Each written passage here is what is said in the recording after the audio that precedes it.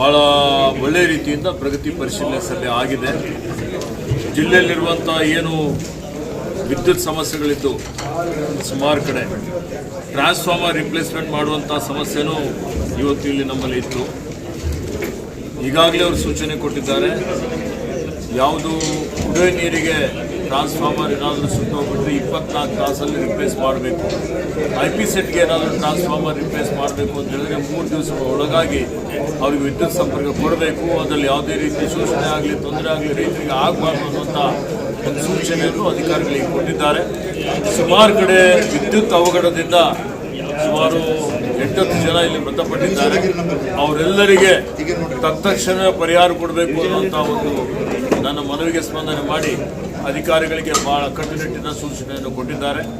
ಅದರ ಜೊತೆಯಲ್ಲಿ ಎಲ್ಲೆಲ್ಲಿ ಬಡಾವಣೆಗಳಲ್ಲಿ ಅದು ಪಶ್ಚಾತಿ ಪಶ್ಚಿಮ ಪಂಗಡದವರು ಇರ್ಬೋದು, ಇತರ ಸಮುದಾಯದವರು ಇರ್ಬೋದು, ಹೊಸ ಬಡಾವಣೆಗಳ ನಿರ್ಮಾಣ ಆಗಿ ಅವರಿಗೆ ವಿದ್ಯುತ್ ಸಂಪರ್ಕ ಇಲ್ಲ. ಅವರೆಲ್ಲರಿಗೆ ಕಪೆಕ್ಸಲ್ಲಿ ಇವತ್ತು ವಿದ್ಯುತ್ ಸಂಪರ್ಕ ಕೊಡಬೇಕು ಅನ್ನುವಂಥ ಒಂದು ಸೂಚನೆಯನ್ನು ಮಾನ್ಯ ಮಂತ್ರಿಗಳು ಕೊಟ್ಟಿದ್ದಾರೆ. ಎಲ್ಲೆಲ್ಲಿ ಹಜಾರ್ಡಸ್ ಅಪಾಯಕರವಾದಂಥ ಒಂದು ಇವತ್ತು ಕಂಡಕ್ಟರ್ಸ್ಗಳಿದೆ, ಇವತ್ತು ಕೆಲವೊಂದು ಕಡೆ ಕೆಳಗಡೆ ಸ್ಯಾಗ್ ಆಗಿದೆ, ಅಂಥ ಕಡೆ ಇವತ್ತು ಅದನ್ನು ರಿಪ್ಲೇಸ್ ಮಾಡಬೇಕು ಅಂತೇಳಿ ಹೇಳಿ ಆ ವಿಚಾರ ಬಗ್ಗೆ ಇವತ್ತಿನ ಸಭೆಯಲ್ಲಿ ತೀರ್ಮಾನ ಆಗಿದೆ.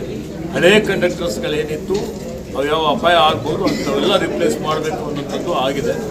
ಯಾರ್ಯಾರು ಅಕ್ರಮ ಸಕ್ರಮದಲ್ಲಿ ಹಣ ಕಟ್ಟಿದ್ರು ಆದಷ್ಟು ಶೀಘ್ರದಲ್ಲಿ ಅಂಥವ್ರಿಗೆ ಟ್ರಾನ್ಸ್ಫಾರ್ಮರ್ ಆಗಲಿ ಅಥವಾ ವಿದ್ಯುತ್ ಕಂಬ ಆಗಲಿ ಕೊಟ್ಟು ಅವರಿಗೆ ವಿದ್ಯುತ್ ಸಂಪರ್ಕ ಕೊಡುವಂಥದ್ದಕ್ಕೆ ಸೂಚನೆಯನ್ನು ಕೊಟ್ಟಿದ್ದಾರೆ. ಮತ್ತು 3 ತಿಂಗಳ ನಂತರ ಇನ್ನೊಮ್ಮೆ ನಾವು ಪ್ರಗತಿ ಪರಿಶೀಲನೆ ಸಭೆ ಮಾಡ್ತೀವಿ ಅನ್ನುವಂಥ ಮಾತನ್ನು ಹೇಳಿದ್ದೇವೆ. ಭಾಳ ಸುಲಲಿತವಾಗಿ ಭಾಳ ಎಫೆಕ್ಟಿವ್ ಆಗಿ ಒಂದು ಪ್ರಗತಿ ಪರಿಶೀಲನೆ ಸಭೆ